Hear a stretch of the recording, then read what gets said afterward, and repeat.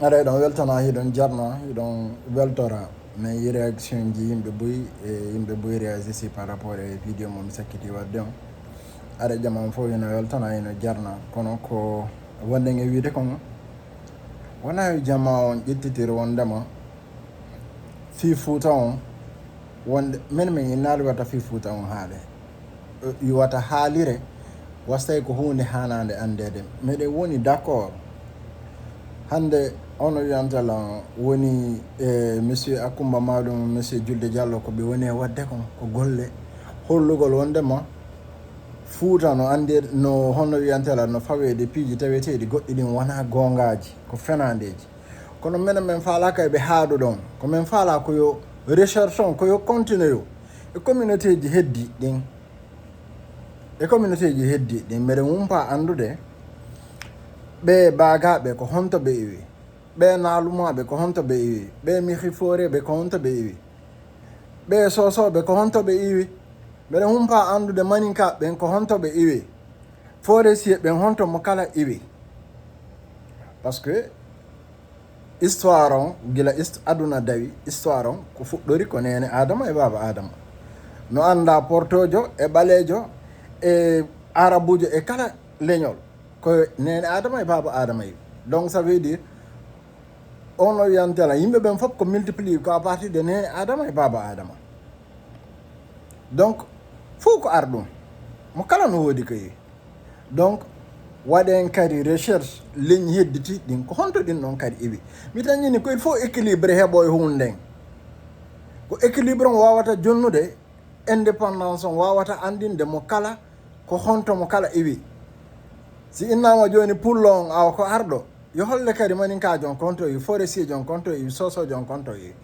aussi simple que ça minen ko golle ɗe men faaladen wiyde aboutiso yo recherche ji ɗin continue leƴƴi hedditi ɗin ande laggine mo kala ko honto iwi ko honto leñol kala iwri sowona ɗum gila ko innanoɗon koye nene adama e baba adama jama o fof iwri mi tan ini débat hari ala ɗon mo kala ko arɗo kono hande si innama laggine ɓeɗo ko ɗo ɓe jaa ɓeɗo ko ta kamɓe Conakry ɗen andi ko mbuje Conakry par ce que Conakry fof ar tawi mo kala suudu pour kala huɗo ɗo Conakry noon de suudu kono Fouta Fouta men finu men roni ɗon ko ronugol woni ton no woodi noon kadi sooduɓe kono no woodi ronuɓe donc ɗum ɗon ko maɗum noon sendite minen min harali Conakry men indi wondema mi honno wiyantela meɗen mari ko min rona e nder Conakry min tañƴinaki kadi ronugol e nder on no wiyantelam min tañƴinaki leñol amen ngol no mari ko ronete e nder Conakry par ce que Conakry no anda ko baga ɓen jeeyi par ce que ɗon ɓe huɗuno goɗɗo ha hande débatal ɗum kono ɓe mari origine ko ɗin origine ɗi men faala yo ɗaɓɓite ka kala yo recherche yo chercheur ɓe tawete ɓen ko ɗum woni golle maɓɓe tawete ɓen vraiment hiɓe mari compétence ji ɗin yoɓe laɓɓineni kala ko honto iwi donc mbeɗe weltani e golluɓe golle ɗen ɓen hollugol wondema Fouta no e honno wiyantela no woodi haalaji wonade haalede Fouta par ce que buy kone ɓarode ko wigol no woodi e honno wiyantela yetteteɓe Keita yetteteɓe Camara taweteɓe ko Fouta ɓe hooɗi ɓen ko maccuɓe noon mais hande goto ala maccinde goɗɗo mo kala no jokki golle muɗum mo kala ko golli wokko hoore mo woni e gollande donc goto ala hande maccinde goɗɗo donc ɗum ɗon ko hono wiyantelan ko débat wonɗo inutile mais ce qui reste clair ko toriɗen jeejuɗen kon hande expertɓe men tawete ɓen ko recherche woni golle maɓɓe koye ɓe ɗaɓɓitanen origine leƴƴi hedditi ɗin e nder laggine leñol kala meɗen faala andude ko hontoɓe iwi adoɓe arde ɓe daako laggine ko ɗum ɗon min faala ko ɗin recherche ɗon min faala eɗi poussé leñi hedditi ɗin pullo Fouta joni andi pullo Fouta ko ar ɗum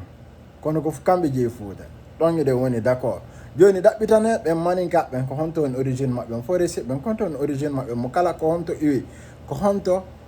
honno wiyantalan honno jogodirira ha ɓe hewti ko ɓe woni ɗo ko ɗum aussi simple que ça si andama leñol ɓe no woodi ko iwi mi tañƴini haray équilibre waɗi kono ko on équilibre men faala hande yo chercheur ɓen wallu men ha ɗum noon wawa wadde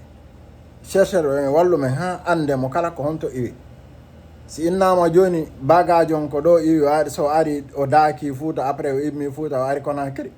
après haray no woodi ko haale no andamo kala no woodi ko iwi kono en tant que ɗum ɗon si diyaka aɗa ko injustice wona si tawi recherche koye pullo fuuta toon waɗete hedditi ɓe mérita kamɓe recherche gol kamɓe koɓe ka nder leydi ɗon ɓe yalti haɗa ɗum ɗon wona haɗa ɗum ɗon gueraki aɗa ɗaynidirama ma janfodirama goɗɗo gemum waɗi donc komin tori chercheur ɓe taweteɓe yimɓe mari compétence ji ɗin e capacité ji ɗin waɗugol on recherche ɗon koyeɓe hollumen leñi hedditiɗ ɗin ko hontomo kala woni ko iwi e ko honno o ardi laggine aussi simple que ça minen ɗum ɗon gila ko waɗa haare meɗen weltani waɗuɓe ɗen golle ɗen men par ce que ɓen ɗon ɓe wawi équilibre de laggine fof no besoin ni hannde équilibrede par ce que goto wawata tappude ɓernde mumen e nder laggine faminkino ɓeɗo ko arɓe alors que fof ko ɗon jeeya donc ko maɗi recherche ɗi ɗon ɗi waɗe are ko ɗum ɗon minen en tout cas de mon côté min ko ɗum ɗon mi waɗi appel yo espére ɓen wallito ha ɗen golle ɗe wawe waɗede ɗum ɗum wawata wadde équilibre laggine on ko ɓeynata kon laggine si tin famille mi taƴƴini qu'à partir de là nous pourrons le construire parce que à partir de là hara y a une équilibre communautaire qui est là chacun sait d'où vient l'autre ça va nous permettre plus de pouvoir entre nous se contredire et pouvoir discuter pour un équilibre national. Et à partir de là, je crois que nous pourrions ensemble être d'accord que la Guinée est une famille qui vient de plusieurs régions ou qui vient de plusieurs horizons et qui ont fondé leur famille ensemble. Mais en tout cas, il y a quelque chose qui doit être équilibré. Et je crois que cet équilibre viendra que des experts qui pourront identifier l'origine de chaque ethnie qui est guinéenne. Chaque ethnie guinéenne doit être identifiée par rapport à sa provenance. Parce qu'il n'y a aucune ethnie guinéenne qui vient de la terre, ni des arbres. Chacun vient de quelque part. Donc on veut que chaque ethnie soit identifiée par rapport de ses origines, d'où il vient, d'où viennent tous les Guinéens. On veut que la recherche soit approfondie et qu'elle soit diversifiée pour que chacun s'y retrouve, chacun puisse s'identifier. Qu'on puisse connaître d'où vient le Peul, d'où viennent les Soussous, d'où viennent les Malinqués, d'où viennent les forestiers.